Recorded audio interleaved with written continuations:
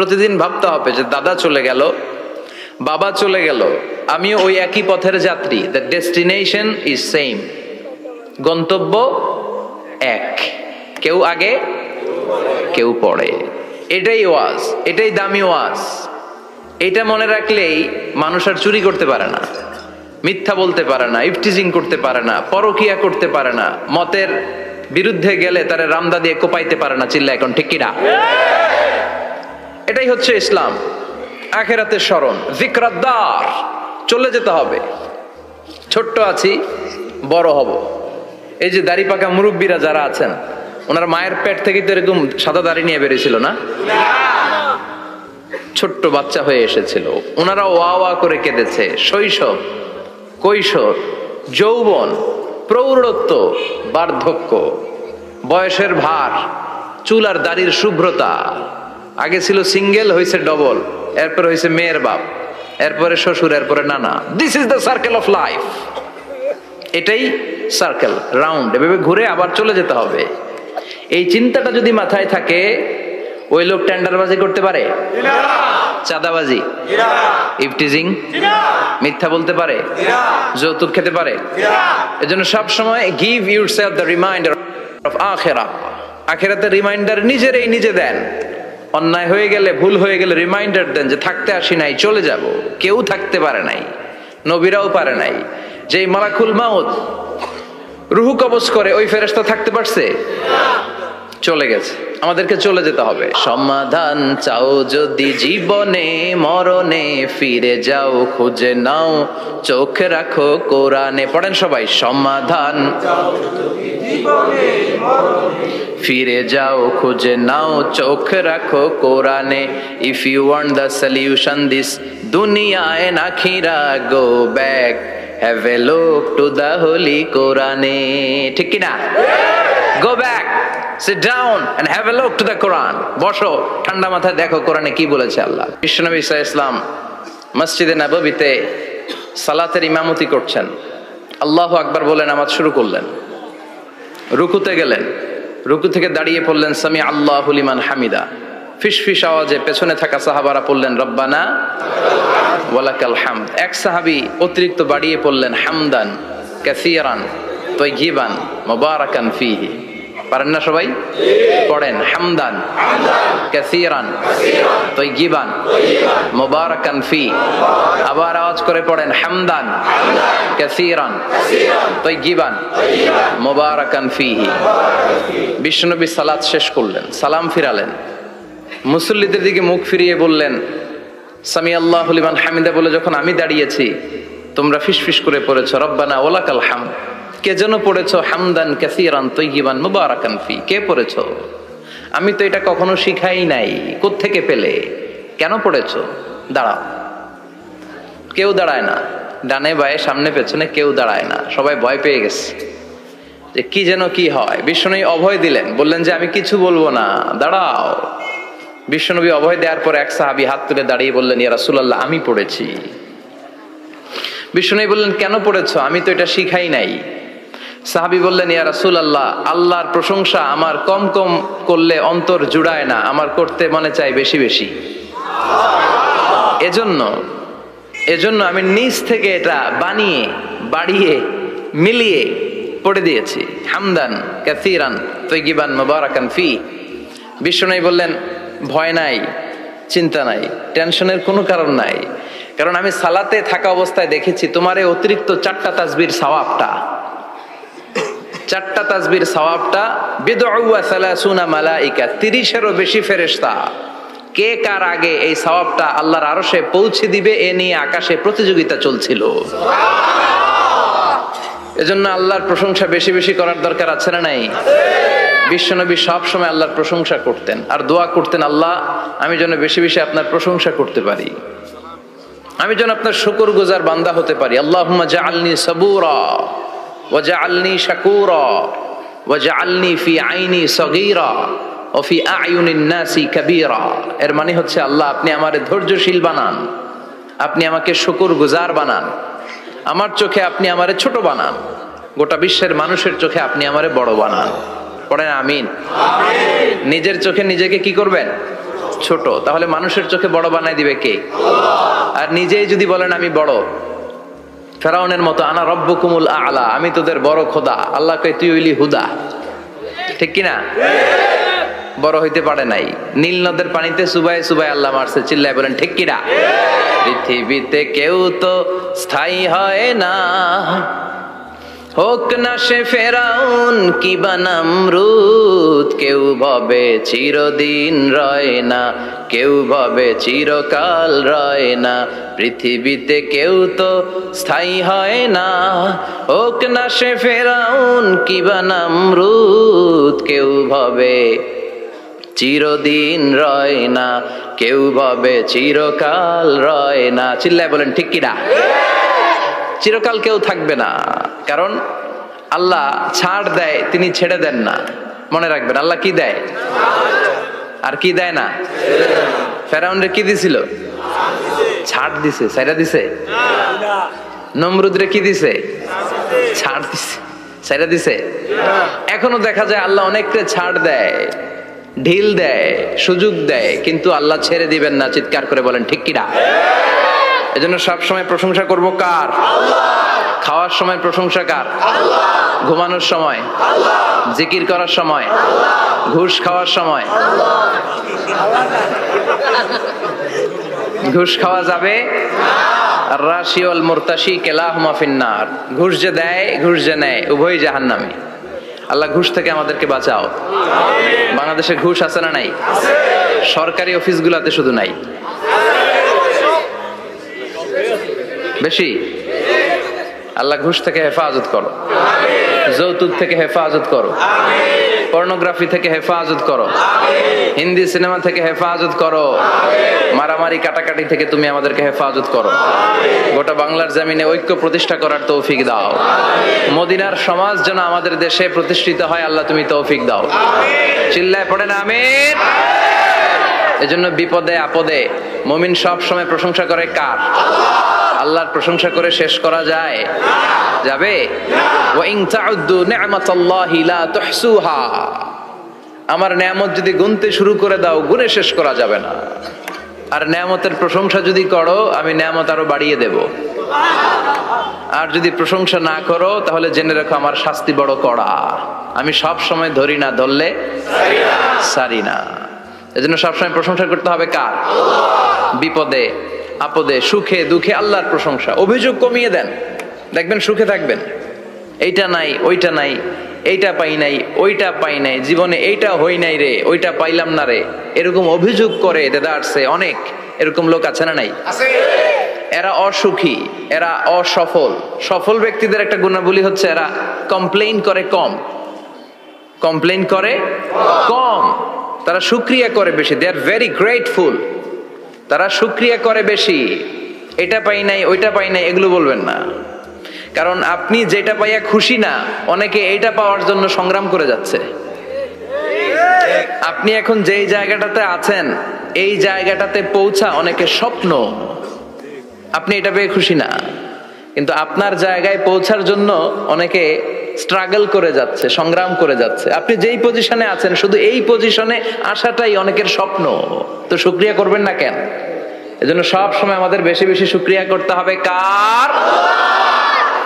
রব্বুল আলামিন বলেন, কুল লাউ কানাল বাহরু মিদাদাল লিকালিমাতি রাব্বি লানাফিদাল বাহরু ক্বাবলা আন তানফাদা কালিমাতু রাব্বি ওয়ালাউ জিনা বিমিসলিহি মাদাদা। সাগরের জলকে কালি করে,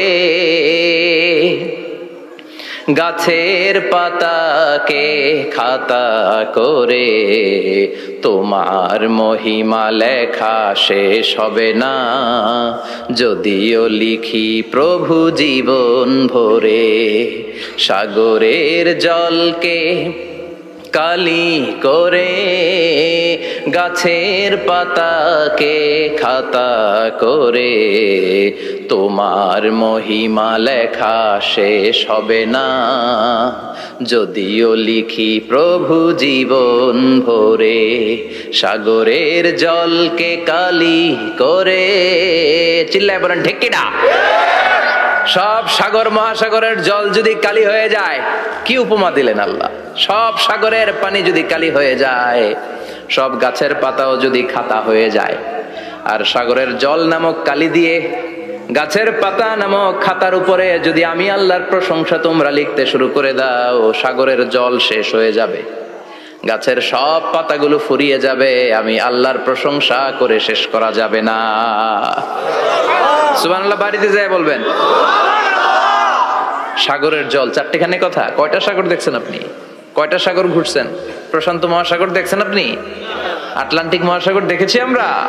দেখি নাই। প্রশান্ত মহাসাগরের সবচেয়ে গভীর জায়গার নাম মারিয়ানা ট্রেঞ্চ। প্রায় 36,000 ফিট ওইটা ডেপথ, গভীরতা। কয় হাজার ফিট গভীর? আপনার বাড়ির যে পুকুর কয় হাত গভীর? হ্যাঁ, 36,000 ফিট। কেন ইমাজিন, কল্পনা করতে পারেন 36,000 ফিট গভীর এটা মারিয়ানা ট্রেঞ্চ, প্রশান্ত মহাসাগর। আর এই পৃথিবীর সবচেয়ে উঁচু যে পাহাড়টা, এটার নাম মাউন্ট এভারেস্ট। এটার উচ্চতা প্রায় অ্যাপ্রক্সিমেটলি রাউন্ড 29,000 ফিট। পাহাড়, পৃথিবীর সবচেয়ে উঁচু পর্বত শৃঙ্গ মাউন্ট এভারেস্ট 29,000 ফিট। আর পৃথিবীর সবচেয়ে গভীর সাগর, প্রশান্ত মহাসাগরের সবচেয়ে গভীর জায়গা মারিয়ানা ট্রেঞ্চ, ওইটা নাকি 36,000 ফিট।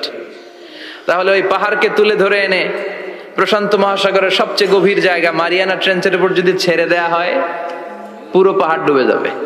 সুবহানাল্লাহ নাই? পুরো পাহাড় ডুবে যাবে, উপরে পানি থেকে যাবে প্রায় 7,000 ফিট। আল্লাহু আকবার। এই পৃথিবীর দ্বিতীয় গভীরতম সাগরের নাম আটলান্টিক মহাসাগর। এই সাগরের সবচেয়ে গভীর জায়গার নাম হচ্ছে পুয়ের্তো রিকো। এই পুয়ের্তো রিকোর গভীরতা প্রায় 33,000 ফিট। কত? আর সবচেয়ে বড় পাহাড় 29,000 ফিট। তো এই সাগরেও যদি বড় পাহাড়টা, পৃথিবীর সবচেয়ে উঁচুতম পর্বত শৃঙ্গকে এনে ছেড়ে দেয়া হয়, পুরো পাহাড় পানিতে তলিয়ে তো যাবেই, এর উপরে আরো পানি থেকে যাবে 4,000 ফিট। সাগর, মহাসাগর, পানি বেশি না কম? জোরে বলেন। কি বিশাল আটলান্টিক মহাসাগর! লম্বায় তো অনেক বড়, আড়াআড়ি ভাবে এটারে ক্রস করে অনেক প্লেন, অনেক বিমান। আগে কনকর্ড ক্রস করতো হিথ্রো এয়ারপোর্ট থেকে জন এফ কেনেডি এয়ারপোর্টে ল্যান্ড করার জন্য। ঘন্টায় 1000 মাইল বেগে ছুটতো এই প্লেনগুলো। তারপরেও আড়াআড়ি ভাবে, লম্বায় না, আড়াআড়ি ভাবে আটলান্টিক মহাসাগরকে ক্রস করতে 3-4 ঘন্টা লেগে যেত। প্লেন যদি ঘন্টায় চলে 1000 মাইল বেগে, আর আটলান্টিক মহাসাগরের পাশ যেটা প্রশস্ত, এটা ক্রস করতে যদি 3 ঘন্টা লাগে, তাহলে পাশে কয় হাজার কিলোমিটার? 3000 কিলোমিটার। সুবহানাল্লাহ কইবেন না? এত বিশাল বিশাল সাগর। সাগর কি, মহাসাগর কি এই দুইটা, যে প্রশান্ত আর আটলান্টিক? না, ভারত মহাসাগর, উত্তর মহাসাগর, দক্ষিণ মহাসাগর, বঙ্গোপসাগর, কৃষ্ণ সাগর, ভূমধ্য সাগর, লোহিত সাগর, চায়না সাগর, শত শত সাগরে ভরপুর মহাবিশ্ব। এই সব সাগরের পানি যদি কালি হয়ে যায়, কি হয়ে যায়? আর পৃথিবীতে যত গাছ আছে, সব গাছের পাতা যদি খাতা হয়ে যায়, গাছ কয়টা আছে কুমিল্লায়? হ্যাঁ, অভাব নাই। তো কুমিল্লাতেই যদি অভাব নাই, তাহলে আফ্রিকার জঙ্গলের কি অবস্থা? কি পরিমাণে গাছ, বৃক্ষরাজি আল্লাহ তৈরি করেছেন। এই সব গাছের পাতা যদি এরকম খাতা হয়ে যায়, আর এই সাগরের জল নামক কালি দিয়ে যদি এই খাতায় আল্লাহর জিকির লিখতে শুরু করেন, প্রশংসা লিখতে শুরু করেন, গাছের পাতাও শেষ, সাগরের পানিও শেষ, শেষ হবে না আল্লাহর জিকির আর প্রশংসা করেন। আল্লাহু আকবার। এজন্য সব সময় প্রশংসা করতে হবে একজন সত্তার। তিনি কে? সে আল্লাহ বললেন, হুয়াল আউয়ালু ওয়াল আখিরু ওয়াল যাহিরু ওয়াল বাতিন ওয়া হুয়া বিকুল্লি শাইইন আলিম। আল্লাহ বললেন, আমার প্রশংসা করবি না কেন? আমি সবার প্রথমে, আমি সবার শেষে, আমি প্রকাশ্যে, আমি গোপনে। কার কথা? প্রথমে কে? জোরে বলেন। প্রথমে আল্লাহ আল্লাহ, শেষেও আল্লাহ আল্লাহ, আকাশে আল্লাহ আল্লাহ, জমিনে আল্লাহ আল্লাহ। পড়েন পড়েন। প্রথমে আল্লাহ আল্লাহ, শেষেও আল্লাহ আল্লাহ, আকাশে আল্লাহ আল্লাহ, জমিনে আল্লাহ আল্লাহ। আবার পড়েন। প্রথমে, শেষেও, আকাশে আল্লাহ আল্লাহ, জমিনে আল্লাহ আল্লাহ, নিখিল জাহান গায় গুণগান, তার নামে গায় আমরাও গাহি তাআলা, হামদে বারি তাআলা, হামদে বারি তাআলা, হামদে বারি তাআলা। পড়েন আল্লাহু আকবার। তিনি প্রথম, তিনি শেষ, তিনি প্রকাশ্য, তিনি গোপন, এজন্য প্রশংসা চলবে একজনের। চিল্লায় বলেন কে? স্বামী হিসেবে, বাবা হিসেবে, নেতা হিসেবে, নবী হিসেবে, সমাজ সংস্কারক হিসেবে, আইন প্রণেতা হিসেবে মুহাম্মদ হচ্ছেন এই পৃথিবীর জন্য সুপারম্যান। তার কোনো তুলনা হয় না। বিশ্বনবীর কোনো তুলনা হয় বিয়ন্ডলেস, বাউন্ডলেস, বটমলেস। তার নিয়ে কথা বলতে গেলে সময় ফুরায় যাবে, মাইকের ব্যাটারি শেষ হয়ে যাবে, মাগার কথা শেষ হবে না। এজন্য ওনার জীবনের ক্ষেত্রে বলা হয় বিয়ন্ডলেস, বাউন্ডলেস, বটমলেস। অসাধারণ ব্যক্তিত্ব, সুপার ক্যালিফ্রাজিলিস্টিক এক্সপিয়ালিডোসাস, অসাধারণ, যার কোনো তুলনা হয় না, এক্সেলেন্ট, আনপ্যারালাল। মাদানী জীবনে উনি সশস্ত্র সংগ্রাম করলেন, সংস্কার করলেন সমাজটাকে, সেনাবাহিনী বানালেন। তখন আর নরম নরম ভাবে খেলে নাই, গরম ভাবে খেলেছে। এটা হচ্ছে ইমানের দাবি। মুমিনরা কৌশলী হয়, যখন যে পরিস্থিতি, ওই পরিস্থিতির সাথে তাদের স্ট্র্যাটেজি তারা পাল্টায়। তো বিশ্বনবীর মাদানী ইনিংসে এই সূরা নাজিল হয়নি, হয়েছে মাক্কি ইনিংসে। এই সূরার অনেক ফজিলত, ছোটবেলা থেকেই সূরা ইয়াসিনের অনেক ফজিলতের কথা আমরা শুনেছি না? বিশ্বনবী বলেছেন ইন্না লিকুল্লি শাইইন কলবান ওয়া কলবুল কুরআনি সূরাতু ইয়াসিন। সব জিনিসের একটা কলব আছে, হৃদয় আছে, অন্তর আছে, আর কোরআনের কলবের নাম হচ্ছে সূরা ইয়াসিন।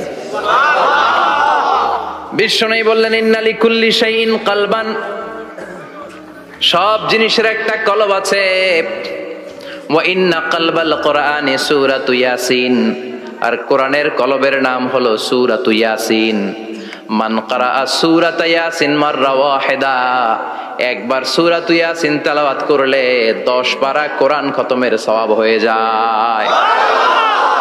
বিশ্বনবী বলতেন ইন্না ফিল জাসাদি মুদগা, দেহে একটা গোশতের টুকরা আছে, ইযা সালুহাত সালুহাল জাসাদু কুল্লু, এই দেহের গোশতের টুকরা যদি ভালো হয়ে যায় পুরো দেহটারে ভালো করে দেয় কে? আল্লাহ। এই দেহের গোশতের টুকরাটা যদি পচে যায় পুরো দেহটারে নষ্ট করে দেয় কে? বিশ্বনবী বললেন আলা ওয়াহিয়াল কলব, ওই টুকরাটার নাম হলো কলব। এজন্য আল্লাহ বললেন আলা বিযিক্রিল্লাহি তাতমাইন্নুল কুলুব। দুনিয়ার কোন জিনিস দিয়ে কলব ঠান্ডা হয় না, দুনিয়ার কোন জিনিস দিয়ে কলব পরিচ্ছন্ন হয় না। কলব শুধু পরিচ্ছন্ন হয় একটা জিনিস দিয়ে, লা ইলাহা ইল্লাল্লাহ, লা ইলাহা ইল্লাল্লাহু মুহাম্মাদুর রাসূলুল্লাহ সাল্লাল্লাহু আলাইহি ওয়াসাল্লাম। তাহলে কোরআনের একটা কলব আছে, আমাদের দেহে যেমনি কলব আছে, প্রতিটা প্রাণীর যেমনি কলব আছে, অন্তর আছে, কোরআনেরও কলব আছে না নাই? আছে।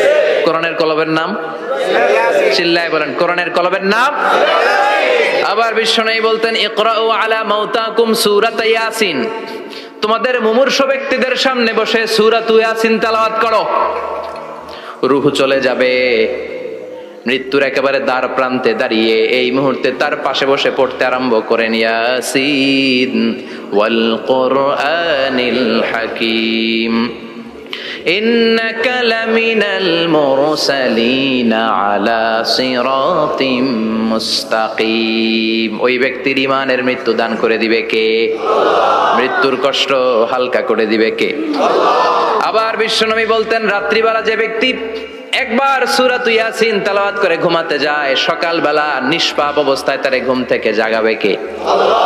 তাহলে এই সূরার মর্যাদা কম কম না বেশি বেশি? কলবুল কোরআন, এটা কোরআনের কলব, একবার পড়লে 10 পারার সওয়াব।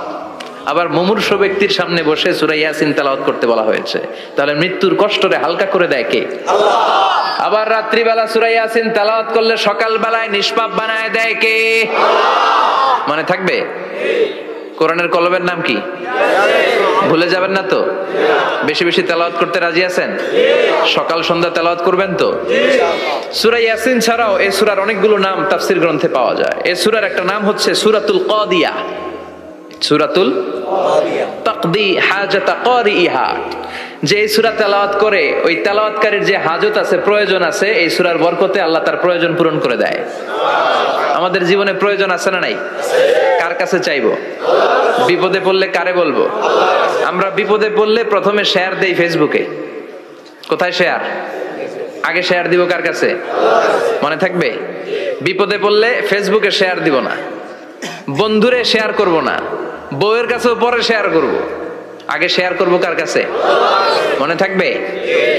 এজন্য বিশ্বনবী বলতেন এই সূরার নাম সূরাতুল কাদিয়া, মানুষের হাজত পূরণ করে দেয়। এই সূরা তেলাওয়াত করে যদি আপনি আল্লাহর কাছে কোনো বিপদ থেকে পানা চান অথবা কোনো প্রয়োজন নিয়ে দোয়া করেন, সূরার বরকতে প্রয়োজনটা পূর্ণ করে দেয় কে?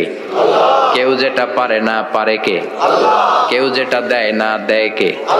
কেউ যেটা শোনে না শোনে কে? তাহলে পেলাম সূরাতুল কাদিয়া। আরেকটা নাম আছে সূরার, সেটা হচ্ছে সূরাতুল আযীমা, সুমহান সূরা। কি সূরা? সুমহান, আযীমা। এই আযীম আর আযীমা এই শব্দ দুইটা অনেক দামি, আল্লাহ যে কোনো জায়গায় ব্যবহার করেন নাই। বিশ্বনবীর চরিত্রের উপমা দিতে যে আল্লাহ আযীম শব্দ বলেছেন, তাই না? রব্বুল আলামিন বলেন ওয়া ইন্নাকা লাআলা খুলুকিন আযীম। ও নবী, সাধারণ কোন চরিত্র আপনারে আমি দেই নাই, আপনারে আমি দিয়েছি আযীম একটা চরিত্র, খুলুকুন আযীম। And verily indeed you are on a very good standard of character. অসাধারণ চরিত্র দিয়েছে। বিশ্বনবীর চরিত্র বুঝাতে যে আল্লাহ কি শব্দ ব্যবহার করেছেন? কথা বলে না, তাফসীর শিখে যেতে হবে। কোন শব্দ ব্যবহার করেছেন? আযীম।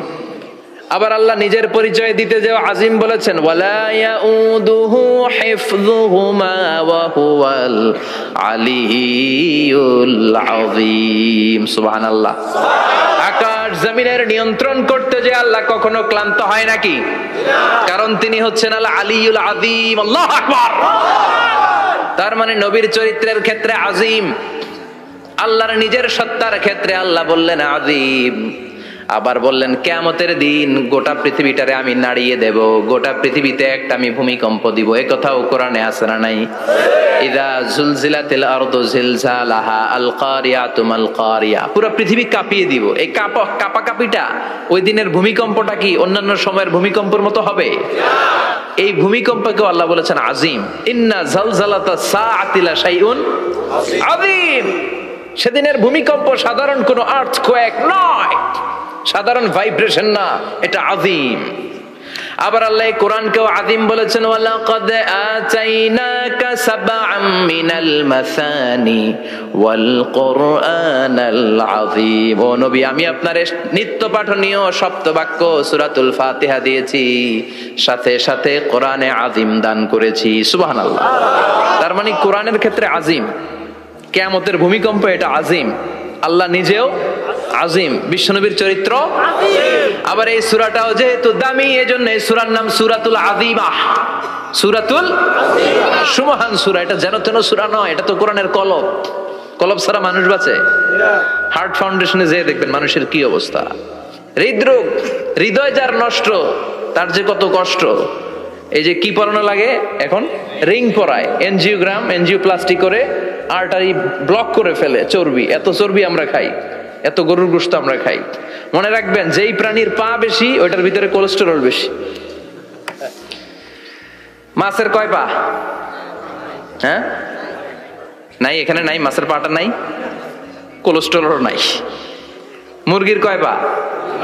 জোরে বলতে হবে। তার মানে কিছু কোলেস্টেরল আছে না নাই? গরুর কয় পা? কোলেস্টেরল বেশি না কম? এইবার কোন চিংড়ির কয় পা? সবচেয়ে বেশি কোলেস্টেরল কন্টেইন করে শ্রিম্প, প্রন, চিংড়ি। এজন্য এগুলো কম খাইতে হবে।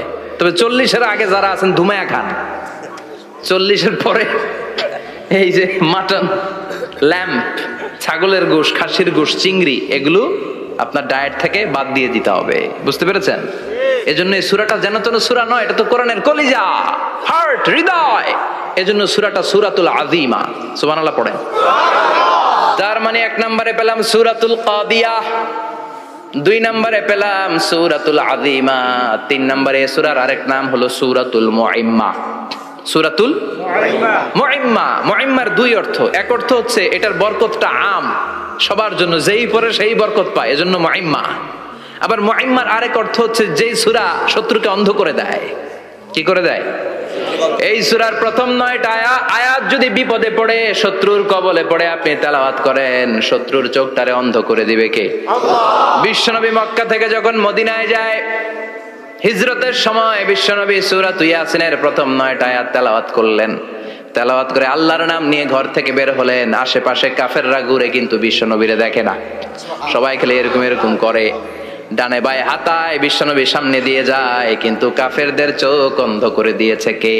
আল্লাহ। এজন্য কোরআন তেলাওয়াত করলে কাফেরদের চোখকে অন্ধ বানায় দেয় কে? আল্লাহ। এজন্য সূরার একটা নাম হচ্ছে সূরাতুল মুইম্মা। কি নাম? অন্ধ করে দেয়। তাফসিরে কুরতুবির মুসান্নিফ ইমাম আল কুরতুবি, উনাকে জালিম বাদশা বন্দী করেছিল। ওনার তাফসিরে এসেছে উনি শক্তিশালী লোক ছিলেন, জেলখানা ভেঙে বাঁচার জন্য দিছে দৌড়। উনারেও ধরার জন্য জালিম বাদশার সৈনিকেরা ঘোড়া নিয়ে রওনা হয়েছে। উনিও দৌড়ায়, ঘোড়াও পেছন থেকে আসে। ওমিয়া মানুষ কি ঘোড়ার দৌড়ের সাথে পারে? উনি হাঁটতে হাঁটতে হয়রান হয়ে এক বালুর ময়দানে যে ধপাস করে পড়েছেন। ওরাও ঘোড়া দিয়ে এসে নেমেছে, কিন্তু আজীব তামাশা, উনি বালুতে ধপাস করে পড়েই সূরাতুল ইয়াসিনের প্রথম 9 আয়াত তেলাওয়াত করতে শুরু করেছেন। ওরা নিচে নেমে ডানে বায়ে সামনে পিছনে খালি খুঁজে, কিন্তু দেখে না, সামনেই কিন্তু বসা। ওদের চোখটার অন্ধ করে দিছে কে? আল্লাহ। বিশ্বাস হয়? ঈমান হয়? এজন্য বিপদে পড়লে সূরাতুল ইয়াসিনের প্রথম 9 আয়াত পড়তে রাজি আছেন? আল্লাহ তুমি তৌফিক দাও। আরো জোরে পড়েন আমিন। এজন্য আল্লাহ চমৎকার ভাবে এই সূরাটা শুরু করে দিলেন। 2টা কাটা অক্ষর দিয়ে আল্লাহ বললেন ইয়াসিন ওয়াল কুরআনিল হাকীম ইন্নাকা লামিনাল মুরসালিন আলা সিরাতিম মুস্তাকিম। পড়েন সুবহানাল্লাহ। ইয়াসিন সূরাটা শুরু করলেন কি দিয়ে? ইয়াসিন। এটা কি কোনো বাক্য? এটা কি কোনো শব্দ? এটা কি অক্ষর? 2টা প্রথম অক্ষরের নাম, দ্বিতীয়টা আওয়াজ করে বলেন, প্রথম অক্ষরটার নাম, দ্বিতীয়টা। খুব চমৎকার না?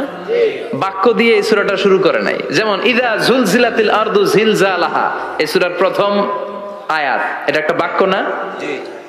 আচ্ছা। ওয়াদ-দুহা ওয়াল-লাইলি ইযা সাজা, বাক্য না? কিন্তু ইয়াসিন এটা কি কোনো বাক্য? এটা কি কোনো শব্দ? না, এটা কাটা 2টা অক্ষর। সুবহানাল্লাহ পড়েন। আল্লাহ 114টা সূরার প্রায় 29টা সূরা এরকম কাটা কাটা অক্ষর দিয়ে শুরু করেছেন। সুবহানাল্লাহ নাই? এই 29টা সূরা কখন আল্লাহ একটা অক্ষর দিয়ে শুরু করেছেন, কখনো 2টা অক্ষর দিয়ে, কখনো 3টা দিয়ে, কখনো 4টা দিয়ে, কখনো 5টা দিয়ে। একটা অক্ষর দিয়ে আল্লাহ কোরআনের সূরা শুরু করেছেন। এরকম একটা সূরা বলেন, নুন ওয়াল কলামি ওয়া মা ইয়াসতুরুন।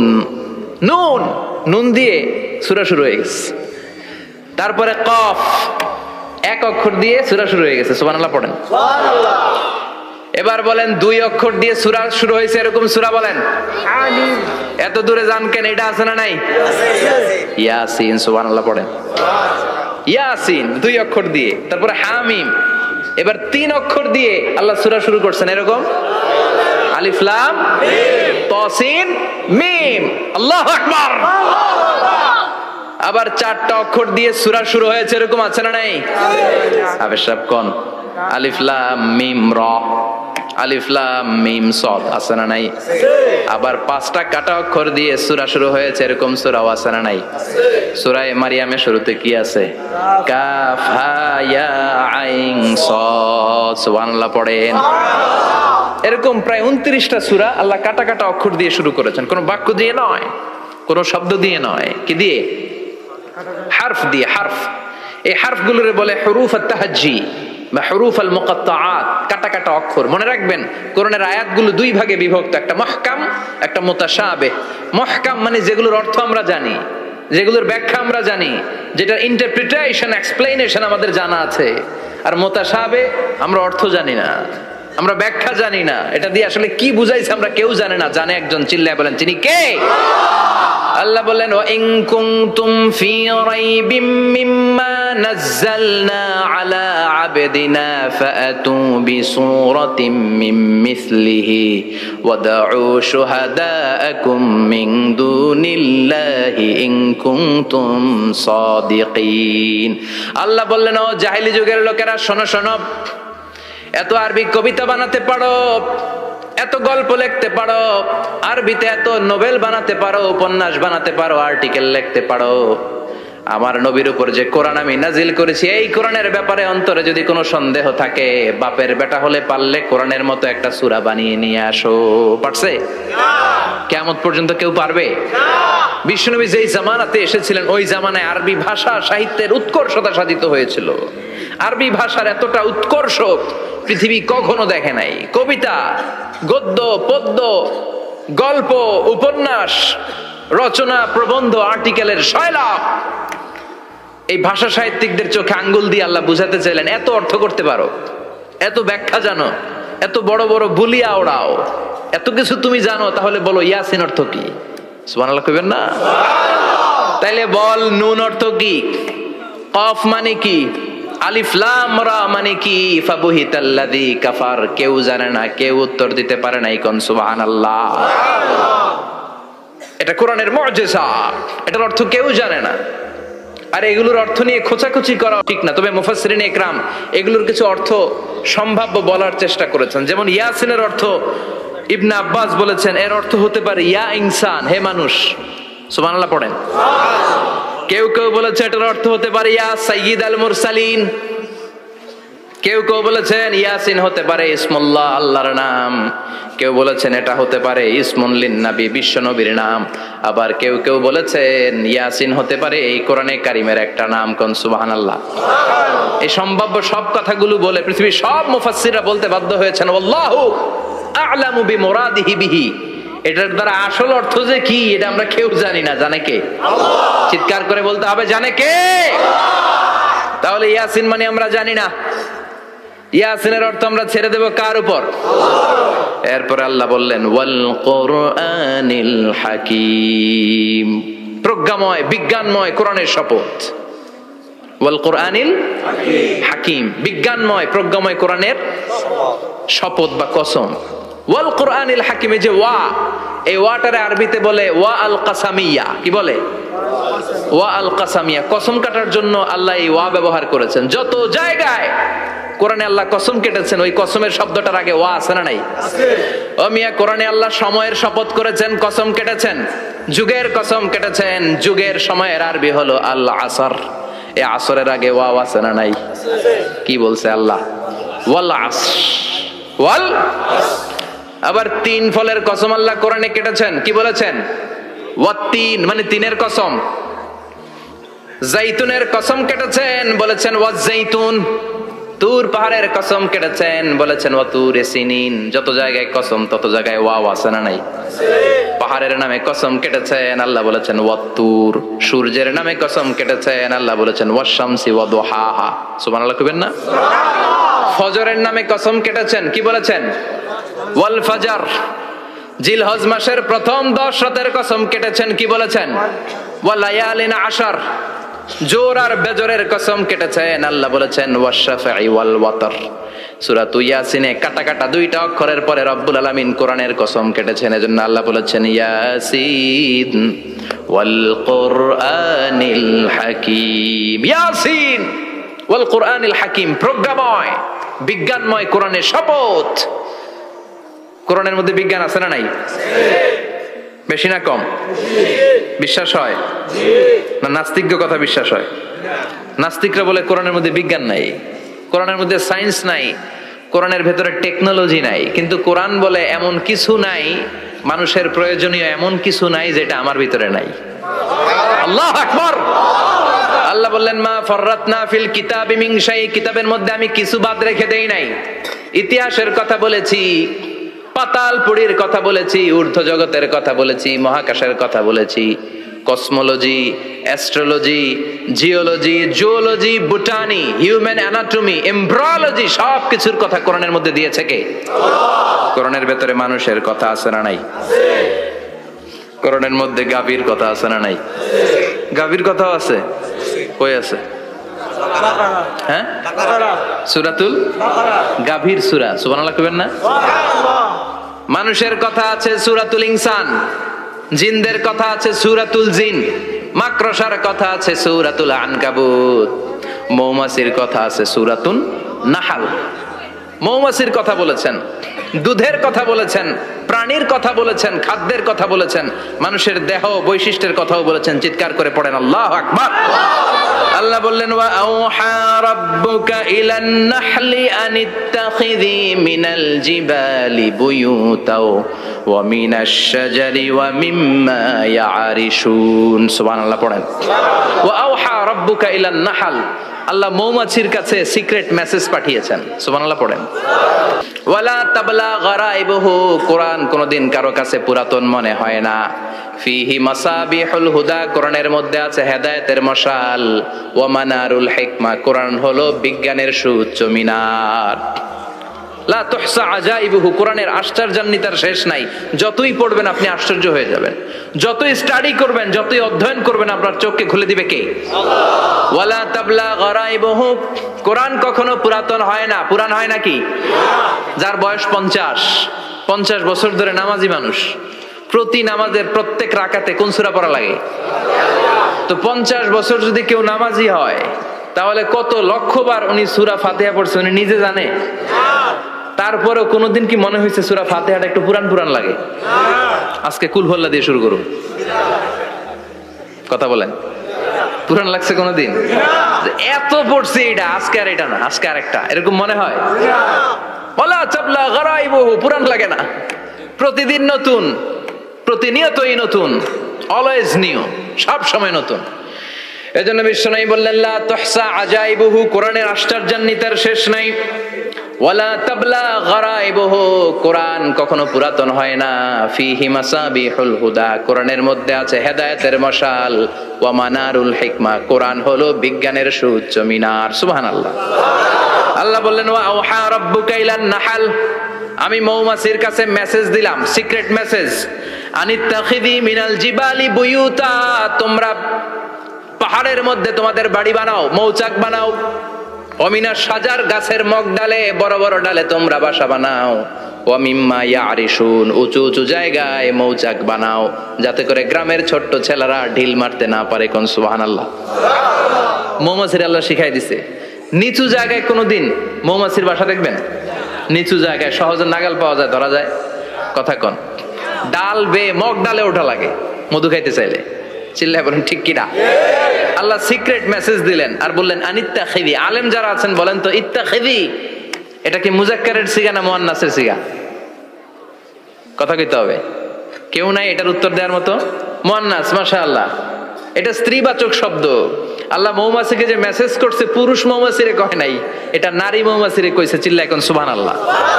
এখন গবেষণা করে দেখা গিয়েছে, কার্ল ভন ফ্রিচ একজন অস্ট্রিয়ান বিজ্ঞানী, উনি এটা নিয়ে গবেষণা করে 73 সালে 1973 নোবেল পেয়ে গেছে। এই আয়াতের উপর গবেষণা করে আল্লাহ কেমন করে সিক্রেট মেসেজ দিয়েছেন, কেমন করে মৌমাছি মৌচাকের বাসা বাঁধে, কেমন করে মধু আহরিত হয়, এটার উপর গবেষণা করে উনি একটা বই লিখেছেন, দ্য ডান্সিং বিজ। নেচে যাওয়া মৌমাছিগুলো, নাচতে নাচতে যেতে থাকা মৌমাছিগুলোর উপর একটা বই লিখে, দ্য ডান্সিং বিজ লিখে উনি নোবেল প্রাইজ পেয়েছেন এই মধুর উপরে। চিল্লায় পড়েন আল্লাহু আকবার। এখন কোরআনের আয়াত থেকে বোঝা গেল আনিত্তাখিযি মিনাল জিবালি বুয়ুতা, আল্লাহ নারী মৌমাছিকে বলেছেন মৌচাক বানাও, তোমাদের মধু রাখার জন্য বাসা বানাও। কার্ল ভন ফ্রিচ গবেষণা করে পেয়েছে মৌচাকের বাসা বানানো হয়, মধু আহরণ করা হয়, যেই মৌমাছিটা নেতৃত্ব দেয় এটা পুরুষ মৌমাছি নয়, এটা হলো মহিলা মৌমাছি। কোন সুবহানাল্লাহ। পুরো মৌচাকের মধ্যে মধু আহরণ, মধু নেওয়া, পুরো প্রসিডিউরটা সারার জন্য কোনো পুরুষ মৌমাছি লিডিং দেয় না, লিডিং দেয় একটা নারী মৌমাছি, স্ত্রী মৌমাছি। এজন্য ইত্তাখিয, ম্যাসকুলিন জেন্ডার ইউজ না করে আল্লাহ বলেছেন ইত্তাখিযি। নারী মৌমাছিকে আল্লাহ অ্যাড্রেস করে বলেছেন যাও মৌচাক বানাও আর এটার মধ্যে মধু আহরণ করো, চিল্লায় পড়েন আল্লাহু আকবার। আল্লাহ বললেন ইত্তাখিযী মিনাল জিবালি বুয়ুতা, পাহাড়ের মধ্যে ঘর বানাও, মিনাশ শাজার গাছের বড় ডালের মধ্যে ঘর বানাও, ওয়া মিম্মা ইয়ারিশুন উঁচু উঁচু জায়গায় ঘর বানাও। উনি গবেষণা পেয়েছেন এই মধুর মধ্যে অসাধারণ কিছু ন্যাচারাল অ্যান্টিসেপটিক আছে। কি আছে? Natural antiseptic. এটার নাম হচ্ছে প্রপিলিস। প্রপিলিস নামে একটা লিকুইড পাওয়া যায় মৌচাকের মধ্যে। এটা কাটা জায়গায় লাগা দিলে স্যাভলন ডেটল কিছু লাগানো লাগবে না। ওই প্রপিলিসের কারণে আপনার কাটা জায়গা এমনি শুকিয়ে যাবে। সুবহানাল্লাহ পড়েন। দ্বিতীয় বিশ্বযুদ্ধে রাশিয়ান যত সৈনিকরা যুদ্ধে আহত হতো ওরা আলাদা করে অ্যান্টিসেপটিক খাইতো না, ওরা মধু আইনা লাগাই দিত আর সুস্থ হয়ে যেত। সুবহানাল্লাহ পড়েন। নিউজিল্যান্ডের কিছু বিজ্ঞানীরা আবিষ্কার করেছে মৌমাছির হুলের ভিতরে রেমিটিক ফিভারের অ্যান্টিবায়োটিক আছে। অনেকের বাত জ্বর হয়, বাতের ব্যথা থাকে না? থাকে, মুরব্বীদের বেশি হয়। ওই জায়গার মধ্যে যদি আপনি মৌমাছি এনে ঢুকাই দিতে পারেন, মৌমাছির হুল লাগাই দিতে পারেন, ভালো হয়ে যাবে। মৌমাছি যখন হুল ফুটে আরাম লাগে না অনেক?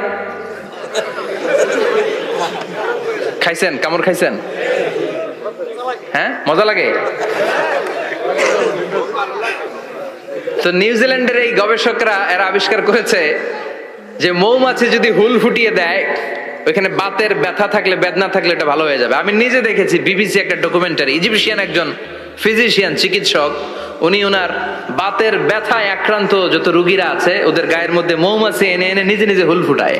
রুগী চিৎকার মারে ও মাগো ও আল্লাহ গো, কিন্তু একদিন পরে ব্যথা নাই আর কয় ভালো হয়ে গেছে। সুবহানাল্লাহ কইবেন না? তো এজন্য এই কার্ল বন ফ্রিজ 1973 তে দ্য ডান্সিং বিজ লেখে গোটা বিশ্বকে তাক লাগিয়ে দিয়েছে। তার গবেষণার প্রতিটি পয়েন্ট কোরআনের আয়াতের সাথে মিলে যায়। চিৎকার করে পড়েন আল্লাহু আকবার। এই যে আমরা মধু খাই, এই মৌচাকের ভেতরে অন এন অ্যাভারেজ অ্যারাউন্ড 60,000 মৌমাছি থাকে। তিন ভাগে, একটা হচ্ছে কুইন বি, একটা মেল বি, আর একটা হচ্ছে ওয়ার্কার বি। একটা থাকে রানী মৌমাছি, এর নেতৃত্বে সবাই চলে। আর একটা থাকে মেল বি, পুরুষ মৌমাছি, বংশ বাড়ানোর জন্য এদের কাজে লাগে। আর সব হচ্ছে ওয়ার্কার বি, সবাই কাজ করে। আল্লাহ বললেন সুম্মা কুলি মিন কুল্লি সামারাত ফাসলুকি সুবুলা রাব্বিকি যুলুলা। আল্লাহ সিক্রেট মেসেজ দিয়ে বললেন গাছের উপরে বাসাবাদ, পাহাড়ের উপরে মৌচাকের বাসাবাদ, উঁচু উঁচু জায়গায় তোমরা তোমাদের বাসা বাঁধো। সুম্মা কুলি মিন কুল্লি সামারাত, এরপর এলাকার যত মিষ্টি মিষ্টি ফুল আছে ফল আছে ওখান থেকে রস নিয়ে আসো। সুবহানাল্লাহ। পুষ্প রস সংগ্রহ করে মধুগুলো, এটার বলে sweet nectar. They collect the sweet nectar from the flowers. এবং মধুর মধ্যে এত চমৎকার জিনিস থাকার কারণ হচ্ছে মৌমাছিগুলো ওই এলাকার সব ধরনের ফুল, ভালো ভালো সুগন্ধযুক্ত ফুল ফল থেকে রস নিয়ে আসে। তো ওই গাছগুলোর মধ্যে বনাজি গাছ আছে না নাই? ঔষধি গাছ আছে না নাই? এজন্য মধুরে বলা হয় সব রোগের ঔষধ। যত বনাজি ঔষধি গাছের নির্যাস আর পুষ্প রস আছে সব আল্লাহ মধুর ভিতরে ঢুকায়া মধুকে আল্লাহ ন্যাচারাল ভ্যাকসিন বানিয়ে দিয়েছেন। চিল্লায়ে পড়েন আল্লাহু আকবার। আল্লাহ বললেন সুম্মা কুলি মিন কুল্লি সামারাত, সব ফল আর ফুল থেকে নেকটার পুষ্পরস নিয়ে আসো। ফাসলুকি সুবুলা রাব্বিকি যুলুলা, যেমন যেমন গিয়েছিলা পথ চিনায় আবার ফিরে আসো। ইয়াখরুজু মিন বুতুনিহা শারাব, এরপর তাদের পেট থেকে বের হয় শারাব। মুখতালিফুন আলওয়ানু, এক একটা মধুর কালার হয়ে যায় এক এক রকম। কোন সুবহানাল্লাহ। সরষে ফুলের মধু একটু সাদা সাদা হয় না? আমি হচ্ছি মধু খাওয়ার পোক। আমি দেশে বিদেশে যেখানে গিয়েছি ফ্রেশ হানি আমি অনেক খুঁজেছি। ইয়ামানি একটা মধু পাওয়া যায় ইয়ামানের সাওয়াহিলি এলাকায়, পাহাড়ি এলাকায়, একেবারে কুচকুচে কালো। আবার অনেক মধু আছে কিছুটা খয়েরি এবং হলুদ বর্ণের। কিন্তু সরষে ফুলের যে মধুটা এটা অনেকটা সাদা। এই পুষ্পরস নিয়ে মৌমাছিগুলো মৌচাকের মধ্যে ঢেলে দেয় না, এগুলো খেয়ে ফেলে। প্রত্যেকটা মৌমাছির পেটের ভেতরে আল্লাহ 2টা করে স্টোমাক দিয়েছে, পাকস্থলী। সুবহানাল্লাহ পড়ে। এটাই Karl von Frisch the dancing bees বইয়ের মধ্যে লিখেছে গবেষণায় যে 2টা পাকস্থলী। একটা পাকস্থলী দিয়ে মৌমাছি খায়, নিজে খেয়ে বাঁচে। আরেকটা পাকস্থলী দিয়ে এই ফ্লাওয়ার নেক্টার পুষ্পরস সংগ্রহ করে ওই পাকস্থলীতে রাখে। ওই পাকস্থলীর ভেতরে আল্লাহ একটা ন্যাচারাল এনজাইম দিয়েছেন। ওই এনজাইমের সাথে ওই পুষ্পরসটা মিক্সড হয়। তারপরে আরেকটা টিউব আছে, ওই টিউব দিয়ে মৌমাছি যে সেই বাসার মধ্যে মৌমাছির যে যে সেখানে সাপ্লাই করে দিয়ে আসে, মধু ঢুকিয়ে দিয়ে আসে, চিল্লায় পড়েন সুবহানাল্লাহ। তার মানে বিষয়টা এমন না ফুলের রস নিয়ে মৌচাকে দিয়ে আসলো, ফুলের রস সে নেয়, তার স্পেশাল একটা স্টোমাকের মধ্যে ঢুকায়, সেখানে এনজাইম দিয়ে পাচক রস দিয়ে আল্লাহ এটাকে সমৃদ্ধ করে দেয়, তারপর আলাদা একটা নল দিয়ে টিউব দিয়ে মৌচাকের ভেতরে ঢুকিয়ে দেয়। কোন সুবহানাল্লাহ। কি অসাধারণ পদ্ধতিতে আল্লাহ মধু বানালেন, আর কি সুন্দর মধু হাতের মধ্যে লয়া জিব্বা দিয়া চাটে আর গান গায়, মধু হই হই বিষাবাইলা। আছে না নাই? আল্লাহ শুকরিয়া নাই? মধু খায় আর গান গায়, মধু হই হই বিষাবাইলা, অনহারনে ভালোবাসার দাম নদিলা। আছে না নাই? ডাকাইত। এই মধু খেয়ে শুকরিয়া করতে হবে কার? বসো, চিৎকার করে বলেন শুকরিয়া করতে হবে কার? আল্লাহ বললেন ইয়াখরুজু মিন বুতুনিহা, এটা মধু সরাসরি চলে আসে না, ওর পেট থেকে বের হয়। মুখতালিফুন আলওয়ানুহু, বিভিন্ন রঙের মধু। আছে না নাই? ব্ল্যাক কালারের মধু হয়, হোয়াইট হানি হয়, অর্গানিক হানি হয়, ক্রিমড হানি হয়। কত ধরনের মধু যে আল্লাহ পৃথিবীতে রেখেছে তার ইয়ত্তা নাই। এরপর আল্লাহ বললেন ফিহি শিফাউন লিন্নাস, মধুর ভিতরে শিফা দিয়েছে কে? আল্লাহ। এজন্য বিশ্বনবীর খাদ্য তালিকার মধ্যে মধু আছে না নাই? আছে। বিশ্বনবী সুগন্ধযুক্তওয়ালা মধু খেতেন, দুর্গন্ধযুক্তওয়ালা কোনো মধু মুখে নিতেন না। সুবহানাল্লাহ। বিশ্বনবীর জামানায় মাগাফির নামে একটা মধু ছিল, দুর্গন্ধযুক্ত, এটা কখনো বিশ্বনবী মুখে নিতে চাইতেন না। সুগন্ধযুক্ত মধু সবসময় বিশ্বনবী খেতেন। বিশ্বনবীর স্ত্রীরা এই সুগন্ধিযুক্ত মধু বোতলের মধ্যে প্রিজার্ভ করে রাখতেন বিশ্বনবীকে দেওয়ার জন্য। বিশ্বনবী প্রাণ ভরে এগুলো পান করতেন। সুবহানাল্লাহ। বিশ্বনবী যে সমস্ত খাদ্যগুলো পছন্দ করতেন হাদিসে এসেছে, বিশ্বনবী রুটি খেতেন, খেজুর খেতেন, খেজুর, খেজুর চিনেন? বালাহ, তামার, দুধ খেতেন, এই মধু খেতেন, জব খেতেন, বার্লি খেতেন, লাউ খেতেন, রুম্মান, ডালিম ফল, আনার ফল, আনার চিনেন? আনার, এই আনার খেতে পছন্দ করতেন বিশ্বনবী। মাশরুম খেতেন, মাশরুম, মাশরুম চিনেন? ব্যাঙের ছাতার মতো। রেস্টুরেন্টে ইদানিং মাশরুমের স্যুপ পাওয়া যায়, এটা খাবেন। যাদের চোখের জ্যোতিতে সমস্যা, দৃষ্টিতে সমস্যা, খাবেন। হাদিসে এসেছে আল কামআতু মিনাল মান ওয়া মাউহা শিফাউন লিল আইন। মাশরুম হলো মান্না সালোয়ার মতো খাবার। মাশরুমের স্যুপ যারা খাবে, চোখের জ্যোতি যাদের কম, তাদের চোখের জ্যোতি বাড়িয়ে দিবে কে? বুখারীর বর্ণনা, কানা রাসূলুল্লাহ ইউহিব্বুল হালাওয়া ওয়াল আসাল, বিশ্বনবী মিষ্টান্ন খেতে বড় পছন্দ করতেন, আবার বিশ্বনবী বেশি বেশি মধু খেতে পছন্দ করতেন। সুবহানাল্লাহ। কোরআনে দুইটা জিনিসের ক্ষেত্রে আল্লাহ শিফা যোগ করেছেন, যে দুইটা জিনিসের সাথে সম্পৃক্ত হলে শিফা। এক হচ্ছে কোরআন পড়লে শিফা, অনুনাজ্জিলু মিনাল কোরআনি মা হুয়া শিফা। আবার কোরআনে এই আয়াতের ক্ষেত্রে বলা হয়েছে শিফা ফিহি শিফাউন লিন্নাস। এজন্য সাইয়েদানা ইবনে মাসউদ এই উম্মাহকে উদ্দেশ্য করে বলেছেন আলাইকুম বিশিফাইন, তোমাদের উচিত দুইটা জিনিস থেকে শিফা নেয়া। এক হলো কোরআন, দুই হলো আসাল মানে মধু। কোন সুবহানাল্লাহ। কোরআন তেলাওয়াত করলে অসুস্থরে সুস্থ করে দেয় কে? সূরা ফাতিহা তেলাওয়াত করলে অসুস্থকে সুস্থ বানিয়ে দেয় কে? আবার মধু খেলে সুস্থ বানিয়ে দেয় কে? মধু খেয়ে প্রশংসা করবেন কার? নাকি মধু হই হই বিষাবাইলা বলবেন এগুলো কখনো? খাঁটি মধু খেতে হবে। খাঁটি মধু চিনার উপায় হচ্ছে এটাতে পিঁপড়া জমে না, এটা ফ্রিজে রাখলে জমাট বাঁধে না, এটাতে দুর্গন্ধ হয় না।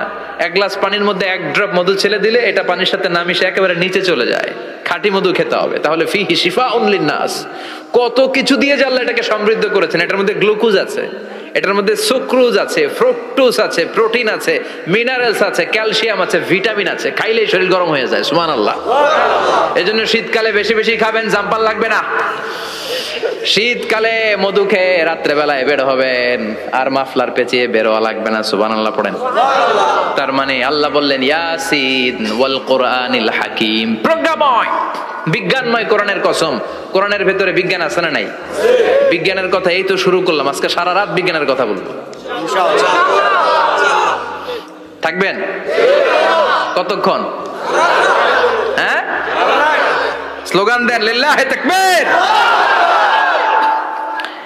এরপরে আল্লাহ বললেন গোলাম ওয়া ইন্নালাকুম ফিল আনআমি লাইবরা, প্রাণীকুলের দিকে নজর করে তাকাও। প্রাণীকুলের মধ্যে আমি তোমাদের জন্য নিদর্শন রেখেছি। নুসকিকুম মিম্মা ফি বুতুনিহি, এই প্রাণীকুলের পেট থেকে একটা চমৎকার জিনিস আমি বের করে দেই, এটার নাম হচ্ছে দুধ। এটা কি? দেখেন, একই আয়াতের মধ্যে আল্লাহ মধুর কথাও বললেন, আবার দুধের কথাও বললেন। দুধটা কিভাবে হয়, উৎপন্ন হয়, মধু কেমনে হয়, ইঞ্চি ইঞ্চি কথা এই কোরআনের ভেতরে তুলে ধরলেন কে? আল্লাহ বললেন মিমবাইনি ফারসিউ আদামিল লাবানা, গোবর আর রক্তের মাঝখান দিয়ে আমি দুধ বের করি। সুবহানাল্লাহ পড়েন।